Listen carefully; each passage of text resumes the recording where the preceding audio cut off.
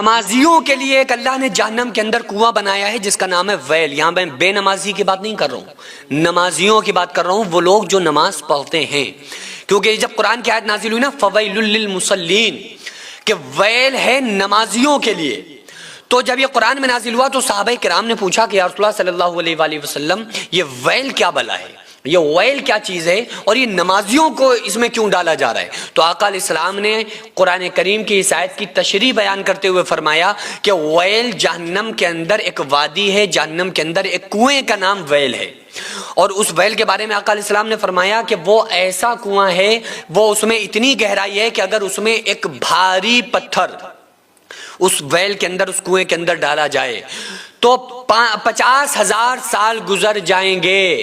اور وہ پتھر اس کی تلی میں نہیں پہنچے گا، یعنی 50,000 سال تک وہ پتھر گرتا رہے گا، گرتا رہے گا، گرتا رہے گا، اس کی تلی میں نہیں پہنچے گا، اس کے اندر وہ نمازی ڈالے جائیں گے۔ اب صحابہ نے پوچھا یا رسول اللہ صلی اللہ علیہ وآلہ وسلم کون سے نمازی، وہ کون سے نمازی ہوں گے؟ تو آقا علیہ السلام نے ارشاد فرمایا کہ من چاہی نماز پڑھنے والے، رب چاہی نماز نہ پڑھنے والے۔ رب چاہی نماز کون پڑھتا ہے؟ جو پانچوں ٹائم پڑھ رہا ہے، دل کر رہا ہو تو بھی پڑھے، نہ دل کر رہا ہو تو بھی پڑھے، ٹھنڈ ہو تو بھی پڑھے، بیمار ہو تو بھی پڑھے، کیونکہ اللہ کا حکم ہے۔ اور جو کبھی 2 وقت پڑھ لی، 3 وقت چھوڑ دی، کبھی 3 وقت پڑھ لی، 2 وقت چھوڑ دی، کبھی 5 پڑھ لی، کبھی 5 چھوڑ دی،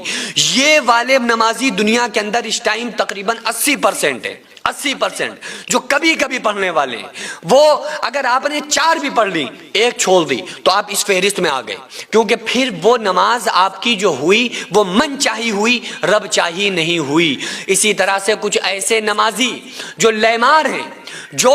بیمان ہیں، جو لوگوں کا روپیہ پیسہ کھانے والے لوگ ہیں، تو آقا علیہ السلام نے ارشاد فرمایا قیامت کے دن کچھ ایسے لوگ لائے جائیں گے جن کے پاس اتنی نیکیاں ہوں گی کہ اگر ان کی نیکیوں کو بڑے اونچے پہاڑ پہ رکھا جائے، بڑے پہاڑ پہ رکھا جائے تو پہاڑ تحت الثری 7ویں زمین کے اندر چلا جائے، لیکن ادھر سامنے دعوے دار کھڑے ہوں گے، کچھ لوگ کھڑے ہوں گے، وہ کہیں گے مولا دنیا میں بڑا نمازی تھا لیکن یہ بندہ اس نے ہمارا حق مارا تھا، پیسے مارے تھے، گالی سنائی تھی، ہم سے حق چھینا تھا، ہم دنیا میں کچھ نہ کر سکے، تو اللہ تعالیٰ اس کا بدلہ دینا شروع کرے گا، اس کی نیکیوں میں سے لے کے دینا شروع کرے گا، دینا شروع کرے گا، یہاں تک کہ ساری نیکیاں ختم ہو جائیں گی، اب اس کے پلے کچھ نہیں بچے گا، تو اللہ تعالیٰ اس انسان کو اوندھے منہ جہنم کے اندر ڈال دے گا، کیونکہ آقا علیہ السلام نے ارشاد فرمایا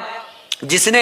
5 پیسے کسی کے ناجائز مار لیے تو اس کی 700 مقبول نمازیں چلی جائیں گی۔ پتہ نہیں ہم جو نمازیں پڑھ رہے ہیں وہ اس میں قبول کتنی ہو رہی ہیں، ہمیں تو نہیں پتا، لیکن وہ نمازیں جو اللہ نے قبول کی ہوں گی، 5 پیسے اگر کسی نے مار لیے تو 700 اس کی مقبول نمازیں چلی جائیں گی۔ تو اس لیے نماز کا پڑھنا، عبادت کا کرنا، یہ